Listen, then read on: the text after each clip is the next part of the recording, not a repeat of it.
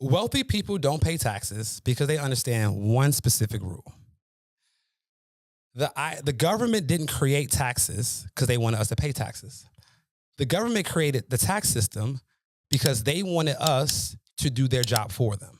Right. So our government is lazy. They're like, bro, we got to create jobs. We got to build houses. We got to take care of the homeless. We got to do these public schools. We don't want to do this. So here's what we're going to do. We're going to create this tax system, and whoever does our job for them, we're going to give them tax breaks so they don't have to pay taxes. If you don't help us out, we're going to make you pay taxes. So the government made the tax system for entrepreneurs and investors. Because think about this, Kevo. Yeah. As a business owner, you hire people in your business, I'm assuming. Yeah. Your payroll probably pretty large. Yeah.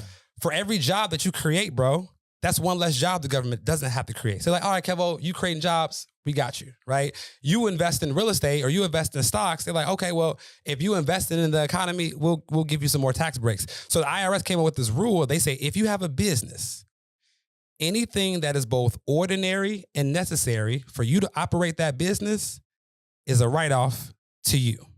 So if you're thinking about, can I write something off? The question is not yes or no. The question is it necessary and is it ordinary for your business? Right? And so for every entrepreneur, it's going to be different. If you at home and you work from home, buying a car is not ordinary and necessary. But for you, somebody that has a brand, somebody that needs to get around quick, if you were to buy, what's a popular car right now? Bugatti? Yeah, of course. Yeah. that some people can afford. Cybertruck. Okay, yeah. Cybertruck, right? Everybody wants a Cybertruck. Cool. If you have a business and you buy a Cybertruck, as long as that Cybertruck is ordinary and necessary for your business, you can write off a portion of that vehicle. So the Cybertruck is like $120,000, 120,000. Yeah. Right now, the IRS says you can write off 60% of that the year you purchase it, even if you don't put any money down, right? So if you got good credit, you can go into Tesla, get the Cybertruck, no money down. You would automatically be able to write off almost $80,000. So you get an $80,000 tax deduction without putting no money down, just for getting the car you want to get. And all you have to do is use it for business. And that is, if you get the car wrapped in Bandman Cavo, or you get the car wrapped in your business logo, every time you drive the car, that's advertising for your business. Wow. So now, since you just wrap the car, every time you drive it, you can literally prove to the IRS that, bro, by driving this car, people are texting me, people are DMing me, people are following me, trying to tap in. Right. That is legit proof. You shoot ads. Right. Your car's in your ads, right? Yeah. Do your ads make you money? Yes. Period. So now you can show the IRS, you can go to your Facebook ad manager, bro, and the IRS is like, Kevo, that Bugatti not a write-off. You can be like, yo, let me show you something. I got the Bugatti. Before I got the Bugatti, I was making $50,000 a month. I got the Bugatti, I'm making $150,000 a month. Right. I'm running ads to me in front of this Bugatti, telling people I got a Bugatti. This ad brought us $100,000. That is audit proof to show the IRS auditor that this Bugatti is helping me make money from my business, and I'm showing it in my business. So then you can write off a portion of the Bugatti's expenses against the income of your business, therefore getting the car of your dreams and lowering your taxes at the same time. So how important is it for that somebody that's watching right now that's like, that's like a regular street guy that's watching, how important taxes is, you know what I'm saying, to these guys who don't think that they really need it?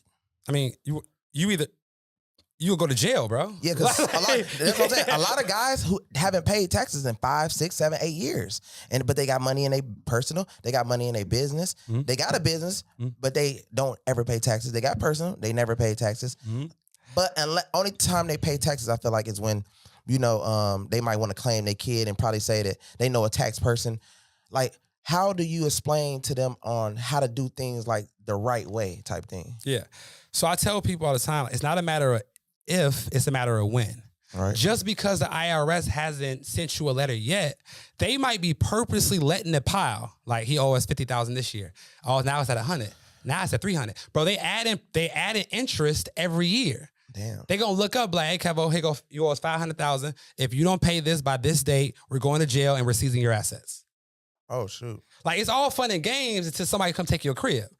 Like, we see this with Wesley Snipes and all these people like, oh, I ain't paying. Okay, cool. They gonna come, they gonna wait to send you the letter. They gonna let the interest pile. They gonna send you the letter. They gonna say you got this many days to pay, or we're taking your house. We're freezing your bank accounts. We're taking all that. So like, I think that, and it sucks as a people, right? Like we think it's a joke when it comes to tax, and it's not, bro. Yeah. Like the IRS is a gangster of his own. No, for sure. They will come take it all. Yeah, for sure. You know what I'm saying? So like, I try to tell my people, I get it. Like you running up the bag, making the money is cool. Getting to the bag is cool. But we also want to focus on how do we keep the bag so that we can like keep the money for us, but then like take care of our family and shit. Cause like we don't want the money to just be one generation. We want to be able to pass it down. So I'll tell all the street people or whatever, the artists, the rappers, like, yo, like if you don't figure this out now, they gonna come take everything later. Right. And that's why we hire people like you to be able to show us how to do that and stuff like that. Yeah. Like you need a tax strategist in your corner to make sure that you're doing the things that you're supposed to do. So like, say what you want about our former president, but Donald Trump was a tax genius. Like Donald Trump was a billionaire and he had like a $700 tax bill, like in 2017. And that's because he has the people around him helping him avoid taxes. I mean, I know he's in trouble now, but like he was implementing tax strategies that people can't even conceptualize. Like, bro, like he buried his ex-wife on one of his golf courses to turn his golf course into a cemetery.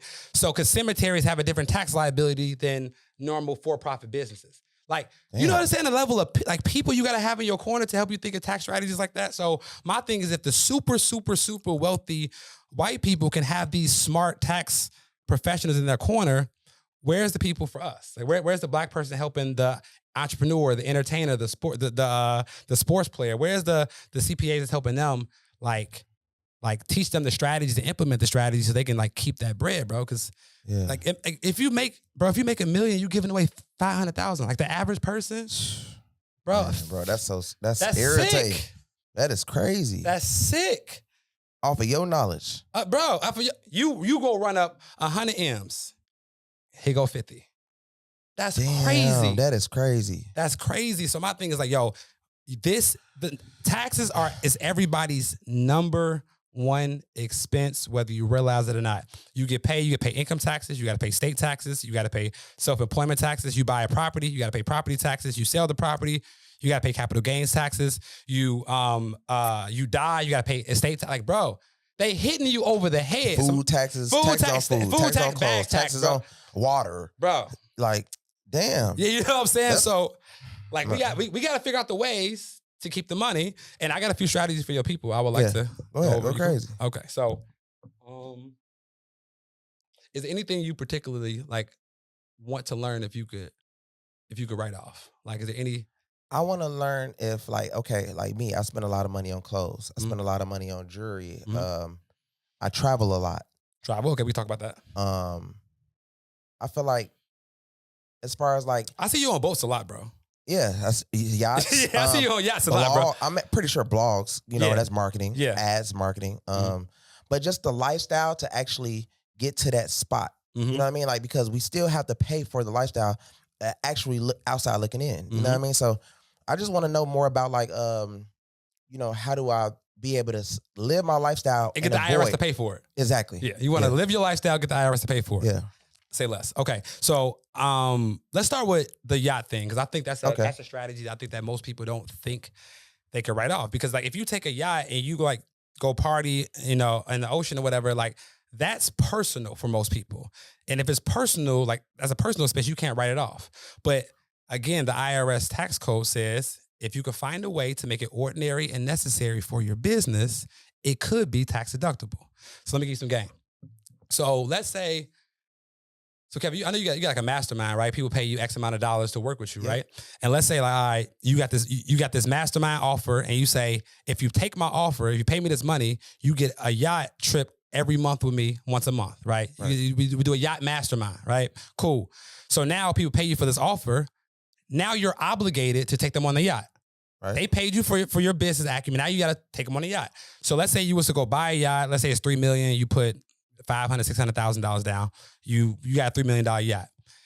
if every month you are taking your mentees, your clients, your people on the yacht, and y'all are talking business, which I know you do. Yes. We were in Cabo, bro. That whole talking business. That whole yacht was. I wrote it off. I don't know about you. I wrote it off my business, but if you go on a yacht, now you have your clients on the yacht. Y'all talking business. Y'all talking social media strategy.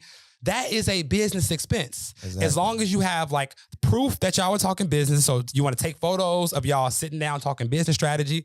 You want to have the captain keep a logbook of everybody who came on your yacht so that if the IRS has to audit you, let's say it says James Jones, you can show them an invoice that James Jones paid you. Like James Jones paid me to be in my program. I have to take him on his yacht. He was on this yacht. So now you have the proof that he was there. Now you have the proof that y'all were doing business. Now that yacht, you can write off about 1.8 million of the yacht the year you get it. So now you finance the yacht, you used it for your mastermind, you're turning something that's normally personal into business, and you have the proof. So now you got a $1.8 million tax deduction, bro, for you getting a boat that you wanted to get anyway. And now you're getting paid more because people want to pay you because they want to get on your yacht. Same with a jet, huh? Same. Grant Cardone. Man. He... so I don't know if everybody know the story. So Grant Cardone, it was December of I think it was 2019. He had made like 50 million or something. And his tax bill was gonna be crazy. It was gonna be like 20 million. Yeah. And it was in December. So he called a private jet charter company. He said, I need a jet in like the next week. They're like, we don't got none. He said, I need a jet. He said, we don't got none. He wired them like $20 million.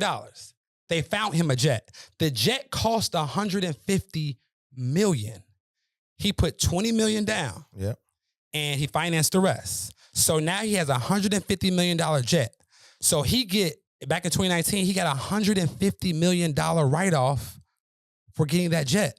So let me tell you, so it wiped out all of his income for 2019. It wiped out all of his income for 2020. And it wiped out all of his income for 2021. So by buying that jet, bro, he wiped out taxes for 3 years. Are you serious? Bro. So basically you saying that if I go buy something, as long as I put my name on it that's worth like that, I can write that off and yes, bro. And if just like the Lamborghini that I got now? Yeah, but a jet is it a Urus or is it it's not. No, you got the top of it. Yeah. So it has to be 6,000 pounds or more in order to get that big ass write off. It has to be 6,000 pounds. No. The small Lamborghini is not 6,000 pounds. The Aventador? That's Ultimate? not. No, it's not. You can write off some, but you can't write off the whole. Your shit was like 900,000. So okay, yeah. You can't write off the whole 900. You can write off a portion of it. So if we buy a jet or something like that, I can write all that off. In 2019, it was 100%. Now it's like 60%. It might go back, but you gotta think. He bought it in 2019, bro. That was 150 million. That's smart. And if your tax deduction is larger than your income, you can use it in the future. So he had 50 million one year, wiped that out. 50 million 2020, wiped that out. 50 million 2020. So it wiped out his tax bill for 3 years, bro. Right. So we got to be thinking about what things can we invest in or what things can we buy to pay less to help us save on taxes. I tell people all the time, the more you invest, the less you pay the IRS, period. Oh, okay. Invest in assets. A car is an investment. Plane is an investment, especially if you're in the business of network marketing or influence. It's going to make you more money and you're going to pay less taxes. So what about homes? Yeah. So if it's not your primary residence, so here's what I recommend everybody do. I would recommend you buy a property and you live there sometimes, but you rent it out mostly. Okay. Right. So let's say you like going to Vegas or whatever. Let's say you buy a crib out there. You go there from time to time, but you rent it out majority of the time. If the crib costs like let's say $3 million, right? You can write off about a little over $1 million in the first year. Bro, so like you can buy real estate, make money from renting it out, like short-term rentals, Airbnb, VRBO, whatever. You can still live there, shoot content whenever you want to, but then you can also write off about 30 to 40% of it in the first year with something called a cost segregation study. But the long story short, you can buy property and write it off too. Commercial property? Yes. Okay. And a commercial property and like Construction loans. yeah, and stuff yeah, like yeah, that. and mansions, whatever you want. It's just a matter of how you buy it, how you leverage the strategy. Another strategy that might be good is I'll teach people how to. There are ways that you can write off your birthday trips Okay. on your tax, like legally. Like there are ways that you can write off your birthdays, have a good time with your people, but have the IRS pay for it.